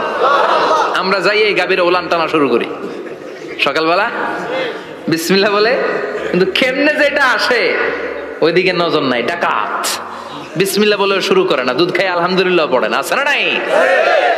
আল্লাহ বলেন মেকানিজমটা শোনো কেমনে আমি খাওয়াই। আল্লাহ বললেন মিমবাইনি ফারসিউ আদামিল লাবানা, গোবর আর রক্তের মাঝখান দিয়ে আমি দুধ বের করে দেই। সুবহানাল্লাহ। গরু যে ঘাস খায়, এই ঘাস থেকে রক্ত হয় আর গরুর গোবর হয়। পেটের একদিকে থাকে গোবর, আরেক দিকে থাকে রক্ত। রক্ত দুর্গন্ধ, গোবরও দুর্গন্ধ। রক্ত নাপাক, গোবরও নাপাক, এই দুই নাপাক আর দুর্গন্ধের মাঝখান দিয়ে সুগন্ধযুক্ত দুধ বের করে দেয় কে? আল্লাহ বললেন মিমবাইনি ফারসিউ আদামিল লাবানা, গরু যে খাবারগুলো খায় ওই খাবারের এক পাশ দিয়ে গোবর হয়ে যায় আর এক পাশ দিয়ে রক্ত হয়ে যায়, মাঝখান দিয়ে দুধ বের করে দেয় কে? What a amazing mechanism of discharging milk from animal's body. What a amazing mechanism. একদিক দিয়ে গোবর দুর্গন্ধ, আরেক দিক দিয়ে ঘাস খাওয়ার কারণে রক্ত হয়, মাঝখান দিয়ে দুধ বের হয়ে যায়। সুবহানাল্লাহ। আবার বাছুর ছাড়া দুধ পাওয়া যায় না। গাভী আছে কার কার? হাত তোলেন তো।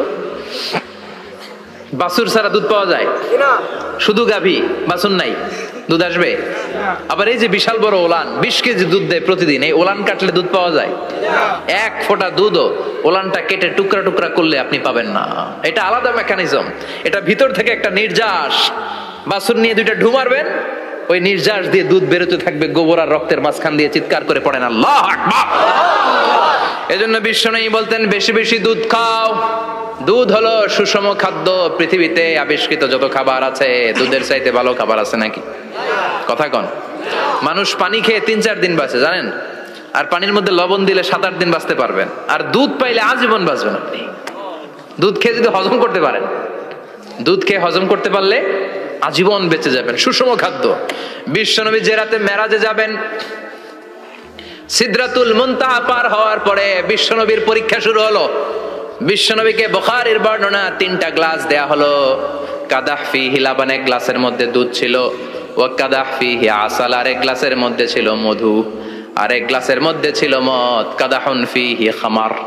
বিশ্বনবীকে 3টা গ্লাস দিয়ে বলা হলো নবী চুজ করেন কোনটা নেবেন।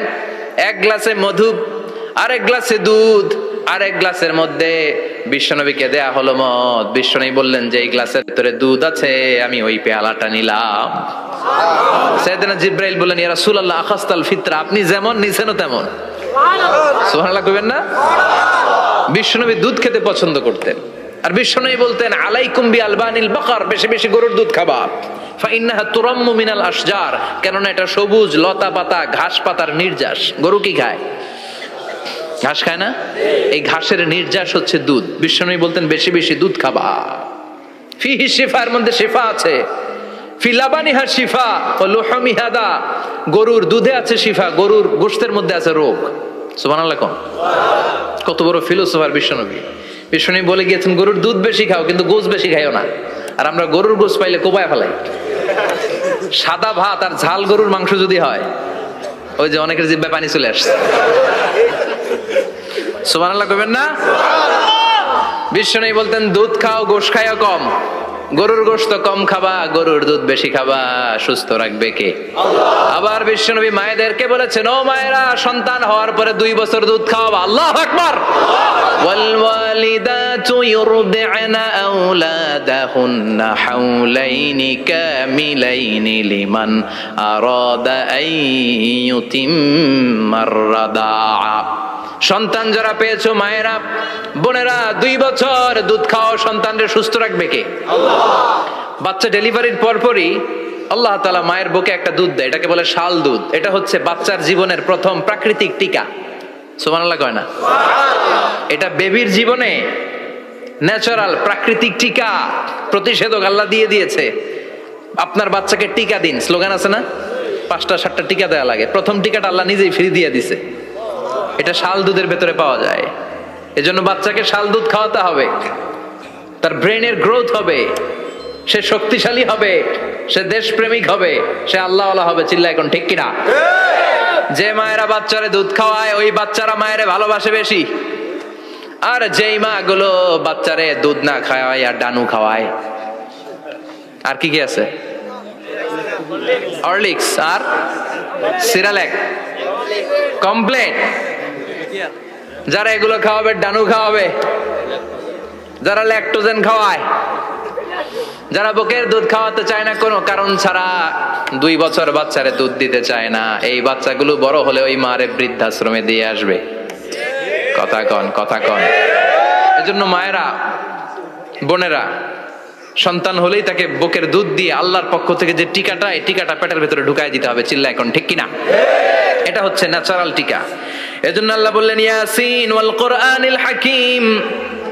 ইয়াসিন, বিজ্ঞানময় কোরআনের শপথ। কোরআনের মধ্যে বিজ্ঞান আছে না নাই?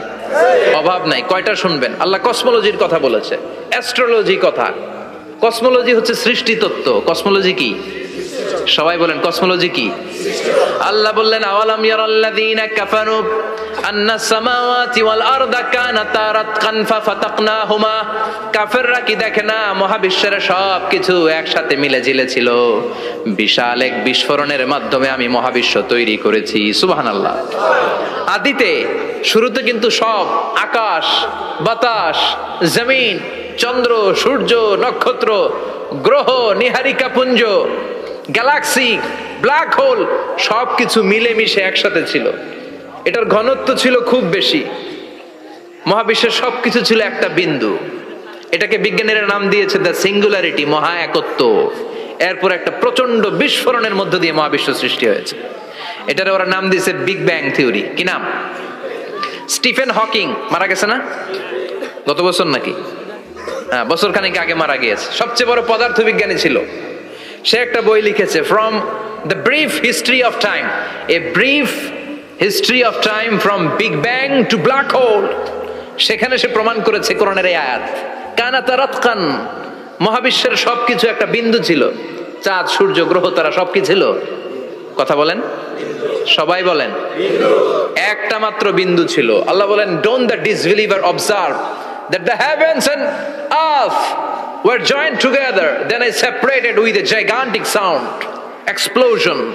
সব একসাথে ছিল, চাঁদ, তারা, আকাশ, নদী, নালা সব একসাথে।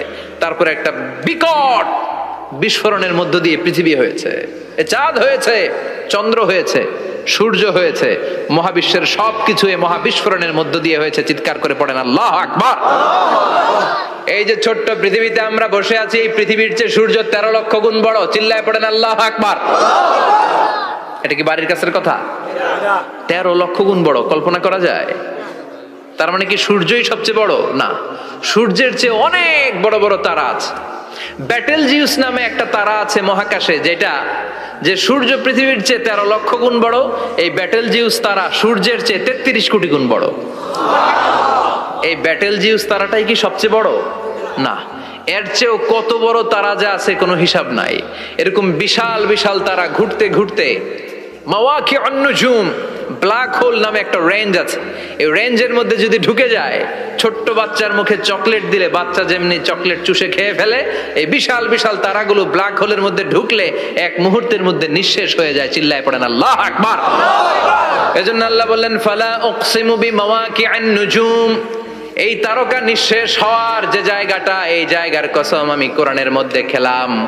এই ব্ল্যাক হোলের রেঞ্জের ভেতরে তারা আসলে মুহূর্তের মধ্যে নিঃশেষ বানিয়ে দেয় কে? একটা তারার চেয়ে আরেকটা তারা বড়। এরকম হাজার কোটি তারা মিলে আমাদের গ্যালাক্সি। এই গ্যালাক্সির নাম হচ্ছে মিল্কি ওয়ে। কি নাম? আমাদের গ্যালাক্সির নাম কি? সবাই বলেন তো। Milky Way. কি নাম? এরকম একটা গ্যালাক্সি না, লক্ষ কোটি গ্যালাক্সি আছে। আমাদের গ্যালাক্সির পরে সবচেয়ে কাছের গ্যালাক্সির নাম অ্যান্ড্রোমেডা। কি নাম? এই অ্যান্ড্রোমেডা গ্যালাক্সি আমাদের গ্যালাক্সি থেকে 2.5 মিলিয়ন লাইট ইয়ার দূরে, মানে 25 লক্ষ লাইট ইয়ার। সুবহানাল্লাহ কইবেন না? আলোর গতি হচ্ছে পৃথিবীতে সবচেয়ে বেশি বর্তমান সময় পর্যন্ত। জানেন সেকেন্ডে কত মাইল?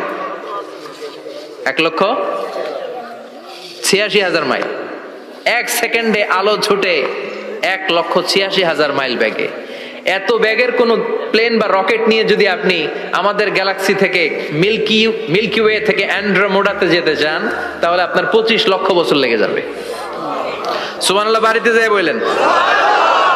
এরপর আল্লাহ বললেন ওয়াস-সামা বানাইনাহা বিআইদিন ওয়া ইন্না লামুসিউন, আকাশ আমি বানালাম, গ্যালাক্সি আমি বানালাম, বানানোর পর থেকে সবগুলোরে আমি প্রশস্ত করতে শুরু করে দিলাম। সব ছিল ক্ষুদ্র, একটা বিন্দুর মধ্যে আমি বিস্ফোরণ করলাম একটা আওয়াজ দিয়ে। আওয়াজটা ছিল কুন, আওয়াজটা ছিল কি?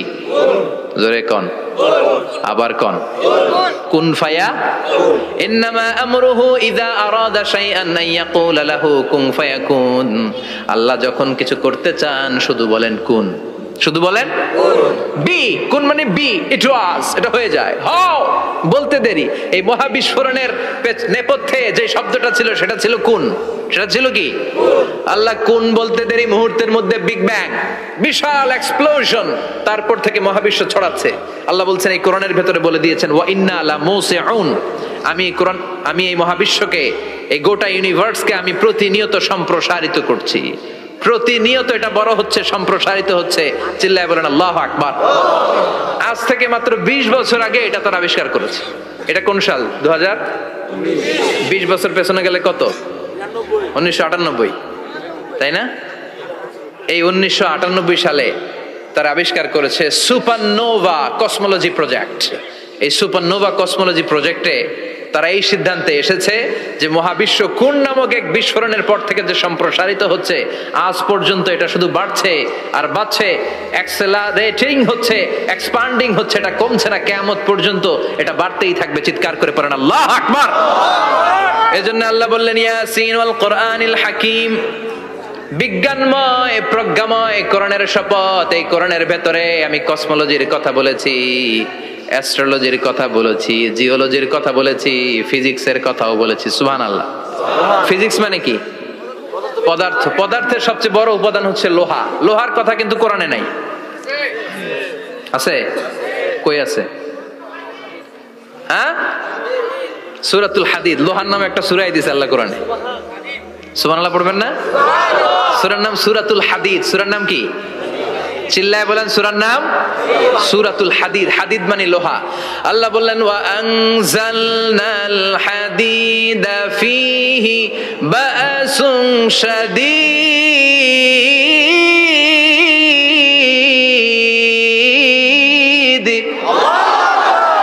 ওয়া আনজালনাল হাদিদ ফীহি বা'সুন শাদীদ, আমি লোহা নাজিল করলাম আর লোহার ভেতরে আমি ভয়ঙ্কর শক্তি ঢুকাইয়া দিলাম। সুবহানাল্লাহ। ফিহি মানাফিউ লিন-নাস, লোহার ভেতরে মানুষের জন্য অনেক কল্যাণ আছে। সুবহানাল্লাহ। লোহা ছাড়া পৃথিবীতে কিছু হয়? আংটি বানাতে লোহার দরকার আছে না নাই? ঘড়ি বানাতে, গাড়ি বানাতে, বাড়ি বানাতে, মোবাইল বানাতে, হেলিকপ্টার, প্লেন, রকেট, মাইকের স্ট্যান্ড। সুবহানাল্লাহ কোন? এমন কোন জিনিস নাই যেটার মধ্যে লোহা লাগে না। এজন্য আল্লাহ বললেন এই লোহার নামে আমি একটা সূরা ডেডিকেট করলাম, ওয়া আনজালনাল হাদিদ ফিহি বা'সুন শাদীদ। আমি লোহাকে নাজিল করেছি। আল্লাহ বলেছেন, খেয়াল করে শব্দটা শুনেন, ওয়া আনজালনাল হাদিদ, আমি লোহাকে উপর থেকে নাজিল করেছি। কি করেছি? কথা বলেন। তার মানে লোহা পৃথিবীতে ছিল না, নাজিল করছে কে? আল্লাহ। লোহা পৃথিবীতে ছিল? পৃথিবীতে ছিল? পৃথিবীতে থাকলে নাজিল করবেন কেন? এই যে কোরআনটা পৃথিবীতে আগে ছিল? নাজিল করছে কে? কোন ফেরেশতাকে দিয়ে? সাইয়েদনা জিবরাইল। কোন নবীর উপর? বিশ্বনবী মুহাম্মদুর রাসূলুল্লাহ। আল্লাহু আকবার। তার মানে ওহী পৃথিবীতে ছিল না, আল্লাহ উপর থেকে নাজিল করেছেন। নুজুল মানে উপর থেকে নিচের দিকে আসা। এই নুজুল শব্দ ব্যবহার করে আল্লাহ বললেন ওয়া আনজালনাল হাদিদ, লোহাকে আমি নাজিল করেছি। তার মানে লোহা পৃথিবীর উপাদান নয়, লোহা এসেছে উপর থেকে। কোন সুবহানাল্লাহ। বিজ্ঞানীরা, পদার্থবিদ যারা গবেষণা করে এটাই পেয়েছেন, লোহা আসলে পৃথিবীর না। লোহা পৃথিবীতে উৎপাদন করা হয় নাই। লোহার যে মলিকিউল, অণু আছে, লোহার একটা অণু তৈরি করার মতো ক্ষমতা পৃথিবীর নাই। ইভেন এই সৌরজগতের কোনো কিছু নাই। সূর্যের তাপেও লোহা তৈরি হতে পারে। লোহার ছোট্ট একটা অণু তৈরি করতে কমপক্ষে 1 কোটি ডিগ্রি সেলসিয়াস তাপের প্রয়োজন হয়। তার মানে এটা পৃথিবীর কোনো উপাদান নয়, এটা আনজালনাল হাদিদ। আল্লাহ বলেন মহাবিস্ফোরণের কারণে গলিত অন্য কোন তারার ভেতর থেকে লোহার উপাদান আমি পৃথিবীর ভিতরে এনে ঢুকিয়ে দিয়েছি। তার মানে পদার্থের কথা কোরআনে আছে না নাই? সুবহানাল্লাহ কইবেন না? এরপরে বায়োলজির কথা আছে না নাই? বায়োলজিক্যাল অ্যাসপেক্ট অফ মাউন্টেন্স, কেমন করে পাহাড়ি রেঞ্জ তৈরি হলো, আছে না নাই? ওয়াজআলনাল জিবালা আওতাদা, পাহাড়কে আমি পেরেক মেরে দিয়েছি। ওমিয়া কাঠের ভেতরে যখন পেরেক মারেন, পেরেকের বেশিরভাগ অংশ কাঠের ভেতরে ঢুকে যায়, উপরে দেখা যায় সামান্য, ঠিক কিনা? তো লোহা যদি আল্লাহ পেরেক মারেন, উপরে যা দেখা যায় এটা সামান্য, আসল পাহাড় তো মাটির নিচে। সুবহানাল্লাহ কইবেন না? আসল পাহাড় কোথায়? পেরেক যদি কাঠের মধ্যে ঢুকিয়ে দেন, পুরো পেরেকটা কাঠে ঢুকে যায় না, উপরে দেখা যায় কদ্দূর? সামান্য। পাহাড়ের যা আপনি দেখেন এটা তো পেরেকের মাথা, পুরো পাহাড়টা আল্লাহ জামিনের ভেতরে গেড়ে দিয়েছেন। চিল্লায় পড়েন আল্লাহু আকবার। আবার আল্লাহ বললেন অমিনাল জিবালি জুদাদুম বিদু ওয়া হুমরুম মুখতালিফুন আলওয়ানু, আছে না নাই? ওয়া গারাবিবু সুদ, আল্লাহ বলেন নানা রঙের পাহাড় পর্বত মহাবিশ্বে আমি তৈরি করেছি। কোন পাহাড় হচ্ছে রক্তিম বর্ণের, কোন পাহাড়কে বানিয়েছি আমি কৃষ্ণ বর্ণের, কোন পাহাড়কে বানিয়েছি আমি শুভ্র বর্ণের, কোন পাহাড়ের রং কালো, কোনটা সাদা, কোনটা নীল, আছে না নাই? মহাবিশ্ব যখন তৈরি হয়েছে, পৃথিবীর মধ্যে 7টা টেকটনিক প্লেট তৈরি হয়েছে। 7 tectonic plates create the mountain range on earth. পৃথিবীতে এই পাহাড় তৈরির কারণ হচ্ছে 7টা প্লেট, এগুলোর 7 টেকটনিক প্লেট বলে। এই প্লেটগুলোর কারণে পৃথিবীতে এই রং বেরঙের পাহাড় তৈরি হয়েছে। কত রঙের যে পাহাড় আছে, আরব বিশ্বে পাথরের পাহাড়, বাংলাদেশে মাটির পাহাড়, ব্রুনাই, সিঙ্গাপুর, ইন্দোনেশিয়াতে যদি যান আরেক ধরনের পাহাড়। চায়নার একটা শহর আছে গানজু সিটি, কি নাম? এই গানজু সিটিতে একটা পাহাড় আছে রেইনবো মাউন্টেন, ওখানে 7 রঙের পাহাড় পাওয়া যায় এক জায়গায়। সুবহানাল্লাহ কইবেন না? রেইনবো মানে কি? রংধনু। রংধনুর কয় রং? কথা কন। ছোটবেলা আমরা মুখস্থ রাখতাম বেনিয়া সহকলা, বেতে বেগুনি, নিতে নীল, আতে আসমানি, শতে সাদা, হতে হলুদ, কতে কালো, লাতে লাল। সুবহানাল্লাহ নাই? মনে রাখার কি অসাধারণ পদ্ধতি। তো এই রেইনবো মাউন্টেন, রংধনুর 7 রঙের পাহাড় এক জায়গায় পাওয়া যায়। এখানে সাদা পাহাড়, এখানে সবুজ পাহাড়, এখানে নীল পাহাড়, ওখানে লাল পাহাড়, এখানে কালো পাহাড়। এই চায়নার গানজু সিটিতে আল্লাহ তাআলা 7 রঙের পাহাড় এক জায়গায় রেখেছেন। চিৎকার করে বলেন আল্লাহু আকবার। তার মানে বায়োলজির কথাও কোরআনের ভেতরে আছে না নাই? এরপর আল্লাহ বললেন কেমন করে আকাশ থেকে আমি পানি নাজিল করে, এটাও কোরআনে আছে না নাই? আমরা ছোটবেলা পড়েছি ওয়াটার সাইকেল, হাইড্রোলজিক্যাল সাইকেল, কেমন করে সূর্যের তীব্র তাপ সাগর থেকে পানিকে জলীয় বাষ্প করে উপরে নিয়ে সেটাকে পুঞ্জীভূত করে দেয়, ঘনীভূত করে দেয়, মেঘ হয়ে যায়, সেখান থেকে ঝিরিঝিরি ঝিরিঝিরি বৃষ্টি পড়ে, আছে না নাই? আর ওই বৃষ্টির গান আমরা গাই, এই বৃষ্টি ভেজা রাতে তুমি চলে যেও না। ওই বৃষ্টি পেয়ে আল্লাহর কাছে দোয়া করে না? বিশ্বনবী বলেন রহমতের বৃষ্টির নিচে দাঁড়িয়ে কেউ যদি হাত তুলে দোয়া করে, ওই দোয়া কবুল করে কে? আল্লাহ। আবার আকাশের মধ্যে মেঘের ঘনঘটা দেখলে বিশ্বনবী পেরেশান হয়ে যেতেন, হয়রান হয়ে যেতেন, আর আল্লাহর কাছে বলতেন আল্লাহ এই মেঘ দিয়ে তুমি আমাদেরকে আযাব দিও না, তুমি আমাদেরকে গজব দিও না, তুমি আমাদেরকে শেষ করে দিও না, এই মেঘ থেকে তুমি আমাদেরকে রহমতের বৃষ্টি দাও। পড়ে না আমিন। বৃষ্টি দেখলে বিষ্ণু বলতেন আল্লাহুম্মা সাইয়িবান নাফিআ, ইয়া গাউসু আগিসনা গাউসান মুগীসান মারিআন মারিআন নাফিআন গায়রা দার আজিলান গায়রা আজিল। হে আল্লাহ এই বৃষ্টি থেকে তুমি ঠান্ডা রহমতের পানি দাও। কি দাও?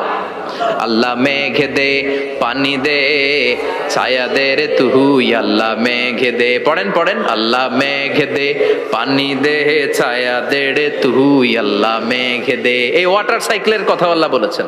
আলাম তারা আন্নাল্লাহ ইউসজি সাহাবান, কাফের নাস্তিক যেগুলো সমাজের আবর্জনা খড়কুটা, ওরা কি দেখে না কেমন করে আমি বাতাসকে জলীয় বাষ্প করে আকাশে তুলি, বায়ুমণ্ডলে নিয়ে যাই, সুম্মা ইউআল্লিফু বাইনাহুম, জলীয় বাষ্পগুলারে তখন আমি ঘনীভূত করি, সুম্মা ইয়াজআলুহু রুকামান, এরপরে আমি মেঘে পরিণত করি, ফাতারাল ওয়াদকা ইয়াখরুজু মিন খিলালিহি, তারপর মেঘের ভেতর থেকে ঝিরিঝিরি ঝিরিঝিরি বৃষ্টি নাজিল করে কে?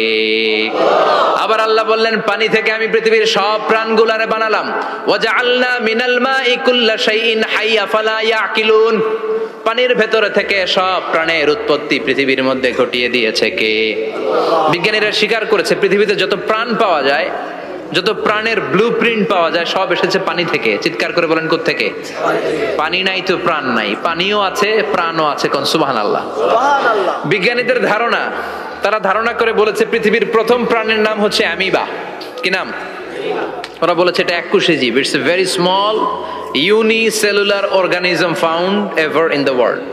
পৃথিবীতে পাওয়া প্রথম এককোষী প্রাণীর নাম হচ্ছে অ্যামিবা। এটা এসেছে শৈবালের মতো, এরপরে জুপ্লাংটন, ফাইটোপ্লাংটন, ব্যাকটেরিও প্লাংটন, একটার পর একটা স্পিসিজ প্রজাতি পৃথিবীতে ডেভেলপ করেছে। কোন সুবহানাল্লাহ। এই পানির কথা কোরআনের ভেতরে বলে দিল কে? এজন্য আল্লাহ বললেন ওয়াল কোরআনিল হাকিম, বিজ্ঞানময় কোরআনের শপথ। এই কোরআনটা বিজ্ঞানের ঠাসা, এই কোরআন আশ্চর্যের শেষ নাই, এই কোরআন কোনোদিন পুরাতন হয় না। এই কোরআনের ভেতরে আল্লাহ দিয়েছেন হেদায়েতের মশাল, আর কোরআনটাকে বানিয়েছেন বিজ্ঞানের সুউচ্চ মিনার। জোরে কোন সুবহানাল্লাহ। তার মানে কোরআনে আমরা কি পেলাম? দুধের কথা পেলাম, মধুর কথা পেলাম, কিভাবে ডায়েট করবেন সেটা আমরা পেলাম, আমরা কসমোলজি পেলাম, অ্যাস্ট্রোলজি পেলাম, বায়োলজি পেলাম, ফিজিক্স পেলাম, ওয়াটার সাইকেল পেলাম। এবার পাতালপুরীর কথার দরকার আছে না নাই? পৃথিবীর একেবারে গভীরতম গভীরে কি আছে এটা কিন্তু কোরআনে নাই, আছে। পৃথিবীর মাঝখানে যে উত্তপ্ত লাভা আর আগুন, এটা আপনারা জানেন?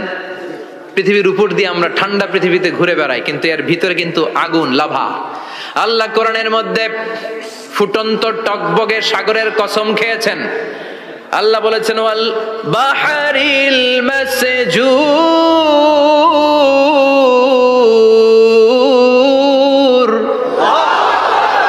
আমি কোরআনের ভেতরে ফুটন্ত টকবগে সাগরের পানির কসম খেলাম। পড়েন সুবহানাল্লাহ। সাগরের পানির ফুটন্ত টকবগে সাগরের পানির কসম। সাগরের পানি আবার ফুটন্ত হয় কি করে? পানি কি হয়? ঠান্ডা। পানি কি? কথা বলেন। আল্লাহ পৃথিবীর ভেতরকার কথা চিন্তা করে বলেছেন ওয়াল বাহরিল মাসজুর। ইউনাইটেড স্টেটস অফ আমেরিকার নেভাল একাডেমির সায়েন্টিস্টরা এই আয়াতের উপর রিসার্চ করেছে যে সাগরের ভেতরে আবার এই ঠান্ডা পানির ভেতরে আবার উত্তপ্ত আগুনের লাভা আসলো কোত্থেকে। রিসার্চ করার জন্য তারা সাগরের ভেতরে পাইপ ঢুকিয়েছে। পাইপ ঢুকাতে ঢুকাতে অনেকগুলো লেয়ার তারা পার করেছে। রূপান্তর শিলার স্তর, পাললিক শিলার স্তর, আগ্নেয়গিরির শিলার স্তর, মার্বেল পাথরের অনেকগুলো শিলার স্তর পেরিয়ে যাওয়ার পরে তারা পাইপ ঢুকানোর পরে দেখতে পেয়েছে পাইপগুলো গলে যায়। পাইপগুলো কি হয়? তার মানে ভিতরে কি আছে? গত কয়েক মাস আগে জাপানে কিছু জিওলজিস্ট, ভূতত্ত্ববিদ, তারা গবেষণা করে পৃথিবীর এক মাথা থেকে আরেক মাথায় যেতে চাচ্ছে, মানে প্রতিপাদ স্থান। বাংলাদেশের এখান থেকে ছিদ্র করলে আপনি দক্ষিণ আমেরিকার চিলির সান্টিয়াগোতে যেয়ে উঠবেন। কথা বুঝতে পেরেছেন? তার মানে বাংলাদেশের প্রতিপাদ স্থান হচ্ছে দক্ষিণ সাউথ আমেরিকার চিলির সান্টিয়াগো। আবার ইন্ডিয়া থেকে ছিদ্র করতে করতে পৃথিবীর আরেক মাথা দিয়ে উঠবেন। সুবহানাল্লাহ বলেন। এটা তারা শুরু করেছে কিন্তু এখনো সফল হয় নাই। ইউএস এর নেভাল একাডেমির সায়েন্টিস্টরা পাইপ ঢুকাতে ঢুকাতে দেখে একটা পর্যায় শেষে পাইপ আর ঢুকানো যায় না, পাইপগুলো পৃথিবীর ভেতরে যেতে যেতে গলে গলে পানি হয়ে যায়। সুবহানাল্লাহ কইবেন না? এই রিসার্চ প্রজেক্টের যিনি চিফ, উনি বললেন bring the water proof pipe from America. America থেকে ওয়াটার প্রুফ পাইপ নিয়ে আস। আমার এমন পাইপ লাগবে গবেষণা করার জন্য যে পাইপ আগুনে জ্বলে না। ওয়াটার প্রুফের মধ্যে আগুন লাগালে আগুন ধরবে? বুলেট প্রুফে বুলেট মারলে বুলেট ঢুকবে? মাননীয় প্রধানমন্ত্রী শেখ হাসিনা যে গাড়িতে করে চড়ে, এটা বুলেট প্রুফ কার? গুলি মারলে ঢুকবে? আবার গুলি মারতে যায় না, 14 গোষ্ঠী উদ্ধার করে ছাড়বে আপনার, খবরদার। তো আমেরিকা থেকে ফায়ার প্রুফের পাইপ নিয়ে আসা হলো। নেভাল একাডেমির চিফ সায়েন্টিস্ট পাইপ ঢুকাতে আরম্ভ করলেন। ঢুকাতে ঢুকাতে পৃথিবীতে কিন্তু অনেকগুলো স্তর আছে। এই যে বালু মাটি, সব কিন্তু বালু মাটি নয়। আপনি খুঁড়তে খুঁড়তে পেয়ে যাবেন পাললিক শিলা, এরপরে রূপান্তরিত শিলা, এরপরে মার্বেল পাথরের শিলা, এরপরে শুরু হবে গরম আগ্নেয়গিরির শিলা। ওই শিলার ভেতরে এমন আগুন আল্লাহ রেখেছে, নেভাল একাডেমির সায়েন্টিস্টরা ফায়ার প্রুফের পাইপ ঢুকাতে ঢুকাতে একটা লেভেল যাওয়ার পরে দেখে যে ফায়ার প্রুফের পাইপও গলে গলে মুহূর্তে পানি হয়ে যায়। তার মানে ভেতরে এমন আগুন আল্লাহ রেখেছে, ওই আগুনের তুলনায় পৃথিবীর আগুনের মতো নয়। ওই আগুনটাই জাহান্নামের আগুন। আবার বিজ্ঞানীরা গবেষণা করে ওই আগুনের মধ্যে মানুষের চিৎকার শুনেছে। এজন্য হাদিসে এসেছে আল্লাহর ওলিরা, মুমিন বান্দারা মারা গেলে তাদের রূহগুলো আকাশে চলে যায়, ইল্লিনে চলে যায়। আর কাফের মুশরিক আর নাস্তিক গুলো মারা গেলে তাদের আত্মাগুলো পৃথিবীর মাঝখানে সিজ্জিনে চলে যায়। ওই সিজ্জিনের ভেতরে আগুন আছে না নাই? চিল্লায় বলেন। তার মানে পাতালপুরীর কথাও আছে, সাগরের কথাও আছে, আকাশের কথাও আছে। কেমন করে দুনিয়াতে আমরা আসলাম সেটাও আছে। এমব্রয়োলজি, ভ্রূণ তত্ত্বের কথা কোরআনে আছে না নাই? পৃথিবীতে আল্লাহ কয়েক সিস্টেমে মানুষ বানালেন। সৈয়দনা আদমকে বানালেন, মাও নাই বাবাও নাই। সৈয়দনা আদম আলাইহিস সালামের বাবার নাম কি? মায়ের নাম কি?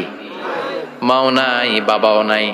আবার সৈয়দনা ঈসা আলাইহিস সালামকে আল্লাহ তৈরি করলেন, শুধু মা আছে বাবা নাই। আবার আমাদের সবাইকে আল্লাহ বানালেন, মাও আছে বাবাও আছে, ঠিক কিনা? এরপরে ছোট্ট এক ফোঁটা নাপাক থেকে আল্লাহ আমাদেরকে বানালেন। এই এক ফোঁটা বীর্যের মধ্যে যে প্রাণ আছে, এটা দুজন বিজ্ঞানী আবিষ্কার করেছে। লিয়েন হুক মাইক্রোস্কোপ যন্ত্র দিয়ে তারা বীর্যের মধ্যে, স্পার্ম ড্রপের মধ্যে গবেষণা করে পেয়েছে যে ওখানে কি যেন নড়ে। ওই এক ফোঁটা ড্রপের মধ্যে কি যেন নড়ে।